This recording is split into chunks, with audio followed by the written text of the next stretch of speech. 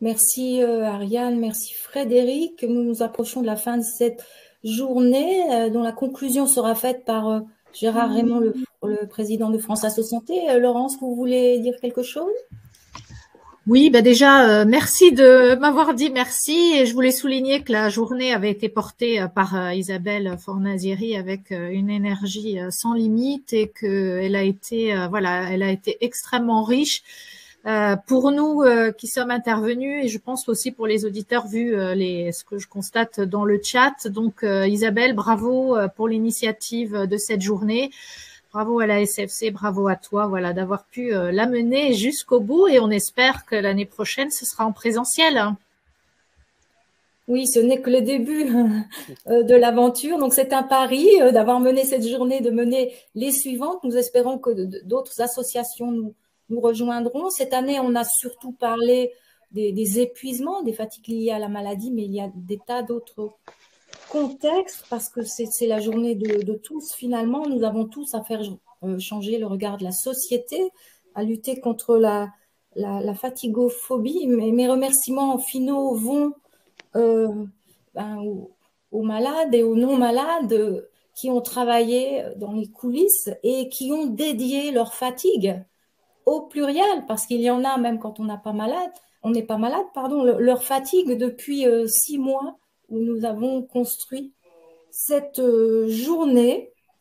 Et pour moi, je retiens d'Éric Fiat ce qu'il a dit en conclusion, c'est que je souhaiterais à chacun, malgré les épreuves de la vie, malgré notre condition humaine avec la vulnérabilité que nous devons accepter et qui finalement aussi est quelque chose de très beau, que je vous souhaite de pouvoir vivre de bonnes fatigues, ne serait-ce que de petits instants grâce au partage que nous avons fait aujourd'hui, grâce aux quelques outils qui sont de toutes petites choses sur le chemin, mais qui, on l'espère, vont vous éclairer.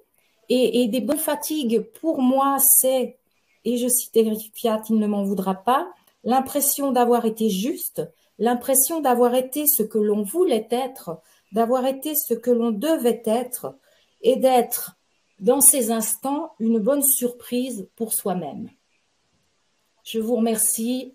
Bonne soirée. Nous concluons avec Gérard Raymond de France Asso Santé. Et puis, pour le plaisir, je vous repasse le slam avant de nous quitter. Merci et à l'année prochaine. On se retrouve le 21 novembre 2022. Chers amis, à l'issue de cette journée, je voudrais tout d'abord remercier celles et ceux qui y ont participé.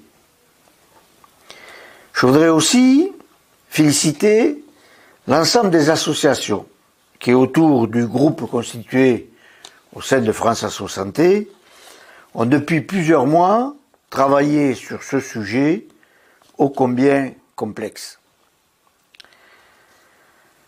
Merci à l'Association française du syndrome de fatigue chronique qui a imaginé cette journée et à toutes les autres associations qui y ont apporté leur contribution.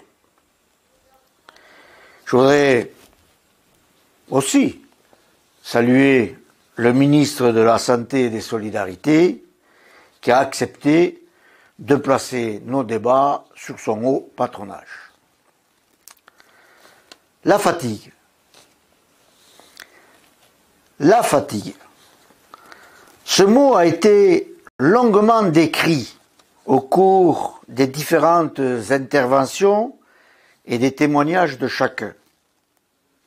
La fatigue. Tout le monde a ressenti cet état de lassitude de son corps.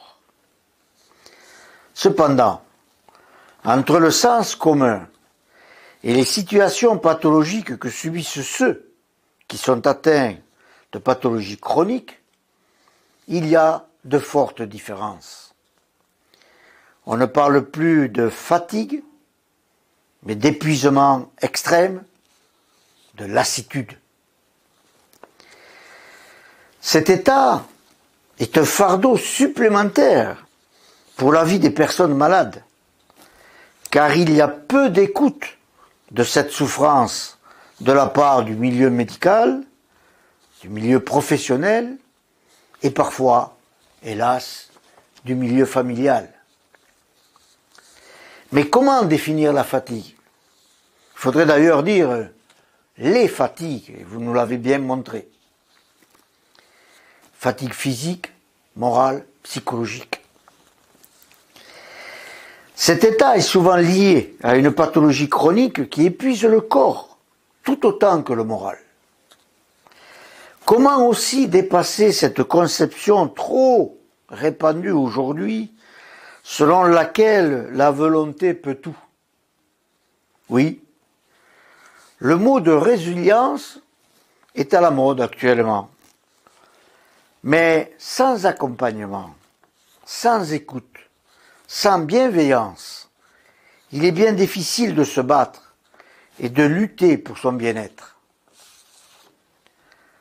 Cette journée était donc importante. Son objectif est essentiel, rappelons-le.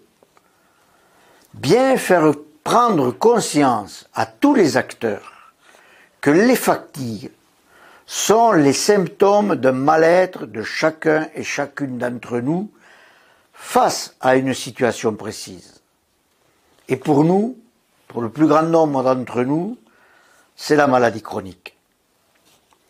Cette prise en considération, au-delà de la création d'un centre d'expertise de la fatigue, doit aussi transformer les relations entre les soignants et les patients. Nous avons trop longtemps formé des ingénieurs du corps, des spécialistes des maladies. Aujourd'hui, on traite un cancer, un diabète. Ce que nous voulons, c'est que l'on accompagne par l'écoute les personnes atteintes d'un cancer, d'un diabète, d'une pathologie chronique. Cette transformation de notre système de santé, nous la réclamons depuis longtemps, avec la prise en compte, notamment, de l'expérience patient dans tous les processus du parcours de santé, mais aussi dans les formations des professionnels de santé, qu'elles soient initiales ou continues. Nous allons poursuivre notre mission, porter ensemble notre plaidoyer, rassembler nos énergies, afin que chacun et chacune soit reconnu et pris en charge dans sa globalité. C'est donc en prenant compte de notre état, de notre douleur, de notre fatigue, en étant plus à l'écoute des patients, que nous construirons ensemble un système plus solidaire et plus humaniste. Merci pour cette journée. Merci pour votre engagement.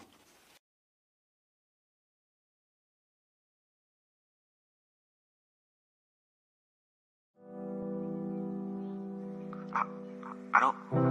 Ah mince, je dois être sur le répondeur. C'est dommage, j'avais pas mal de monde qui voulait laisser un petit message à la fatigue. On va quand même le faire. Ok.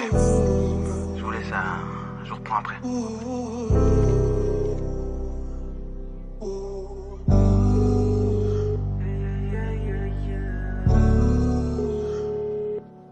Je suis lasse de te porter chaque jour. Je suis lasse que tu viennes dans ma vie me faisant passer pour une fainéante. Je n'en peux plus de te porter, comprends-tu? Je te déteste, je te hais. Tu me rends fragile aux yeux d'autrui. Alors ce soir, j'ai une question à te poser. Et la fatigue, viens un peu là, que je te mette à terre. Viens un peu regarder ce que tu as fait de ma vie, de mes relations, de mes amours déchirés, de ma carrière brisée. Regarde un peu ce champ de bataille.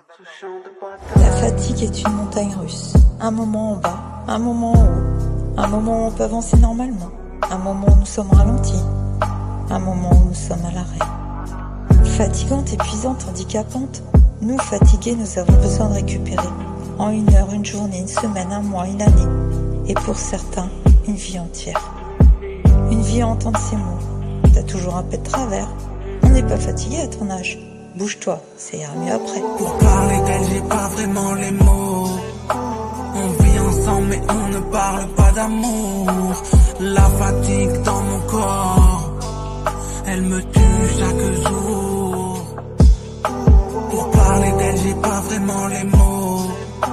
On vit ensemble mais on ne parle pas d'amour. La fatigue dans mon corps, elle me tue chaque jour. Chère, très chère Fatih, puissions-nous rester colocataires le plus longtemps possible. J'appréhende le jour où tu pourrais devenir propriétaire et où je ne serai que la locataire.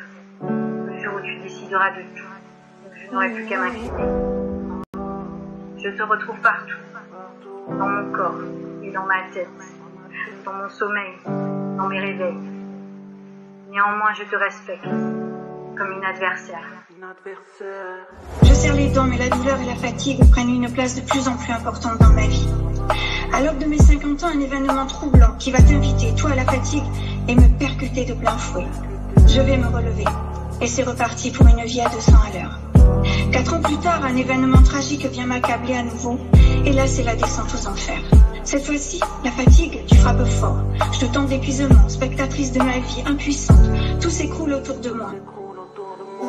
Pour parler d'elle, j'ai pas vraiment les mots.